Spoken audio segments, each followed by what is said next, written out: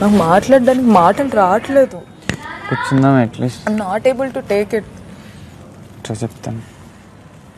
నన్ను నామినేట్ చేసింది నిన్ను నేను కెప్టెన్ చేశాను అని.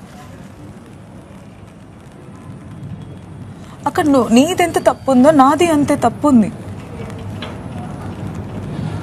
నేను ఎప్పటి నుంచి చెప్తున్నాను డెమో నువ్వు కెప్టెన్ అవ్వాలి అని. అవును, నేను కావాలని నిన్ను కెప్టెన్ చేశానా? లేదు, ఆ పాయింట్ తీసుకురాలేదు కదా నామినేషన్. మీరు చేసిన పాయింట్ కాదు, ఇక్కడ స్వాప్ చేసే పాయింట్ ఉంది. బట్ నా తప్పు ఎంత ఉందో నీ తప్పు కూడా అంతే ఉంది కదా. నువ్వు చెప్పలేదు కదా ఏంది నువ్వు రాసావు అని. నువ్వు నాకు సరి ముందు ఒప్పుకున్నావు నువ్వు రాసావు అని. నేను మీరే అంటున్నారు తప్పు నొప్పు మీరే అంటున్నారు. మాట్లాడట్లేదని ఒకళ్ళని మాట్లాడుతున్నారు, ఒకళ్ళని మాట్లాడడం ఇష్టం లేదని ఒకళ్ళని. అండ్ మీరు పెట్టే రీజన్స్ కంటే మీరు పెట్టే reasons valid, more deserve, more worthy ఆ రీజన్స్ అన్ని. అందుకే మా స్వాప్ చేశారు మావి ఇవే. అసలు నాకు చెప్పిన రీజన్స్ రా ఫస్ట్ నుంచి దగ్గర జరుగుతుంది మన కెప్టెన్సీ కంటెంట్ టాస్క్ దగ్గర నుండి. ఆ రోజే మేము మొత్తుకున్నారే బాబు చెప్పండి రా బాబు అని. మాకు ఎంత క్లియర్ కట్ ఒపీనియన్స్ ఉన్నాయి, క్లియర్ కట్ రీజన్స్ ఉన్నాయి. ఇక్కడ ఎవరిని తప్పు అనట్లేదు. వాళ్ళకి అనిపించింది, మాకు అనిపించింది, చెప్పింది, అది అంతే.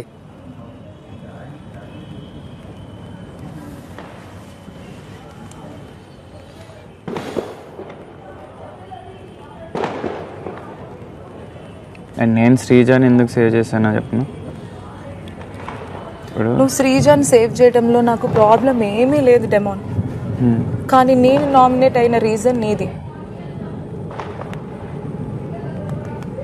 మీ సైడ్ నుంచి అట్లా పాయింట్ లేనప్పుడు ఎవరు మాట్లాడరు, మీరు సైలెంట్ ఉండిపోతారు. అది మౌనం అర్ధాంగీకారం అనుకొని చెప్పి అందరూ ఫిక్స్ అయిపోయి ఓటింగ్లు చేసిస్తే కరెక్ట్ కాదు కదా. అది నామినేషన్స్ అంటే ఒకటి బయటికి వెళ్ళడానికి ఏంది కథ అని లేకపోతున్నా. నేను చెప్పాను అండ్ ఇది తప్పు అన్నదానికి ఓకే యాక్సెప్ట్.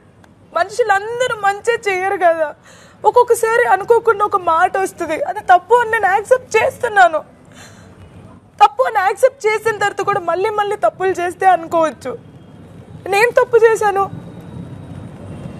అని. నేను నీతో ఇక్కడ మాట్లాడాను.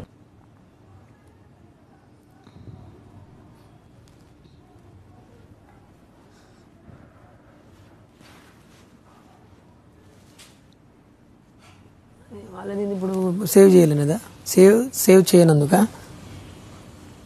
వాళ్ళు ఎప్పుడే ఒకరిని డిస్కస్ చేసుకోకూడదు కానీ